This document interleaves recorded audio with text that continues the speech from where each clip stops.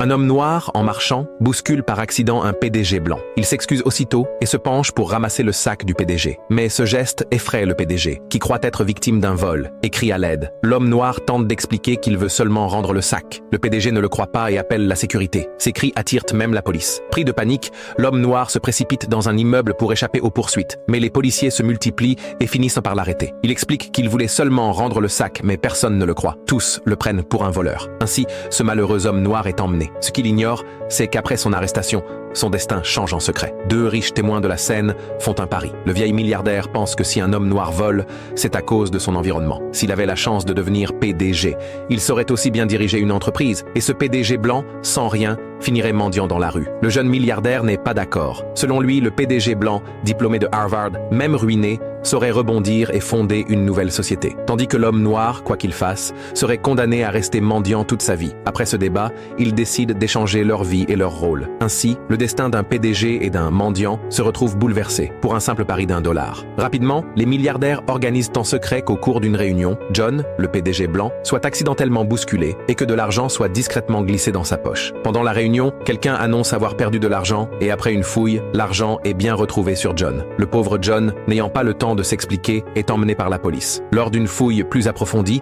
des substances interdites sont découvertes, le rendant totalement inculpable impossible. Pendant ce temps, l'homme noir, Jack, est libéré sous caution par les milliardaires et conduit dans un manoir. Ils lui font d'abord prendre une douche et se reposer et demandent au majordome de garder ses vêtements en sécurité en précisant qu'à la fin du pari, il retournera dans le quartier pauvre. Ensuite, les milliardaires lui font visiter le manoir, lui présentant le majordome, les voitures de luxe et un emploi bien rémunéré, tout cela lui appartenant désormais. Jack n'en revient pas. Tout cela semble irréel, comme un rêve, jusqu'au moment où il casse accidentellement un vase d'une valeur de $1000, mais personne ne lui demande de le rembourser, ce qui lui fait enfin réaliser que tout était réel. Après avoir acquis une nouvelle richesse, la première chose qu'il fit stupéfia tout le monde.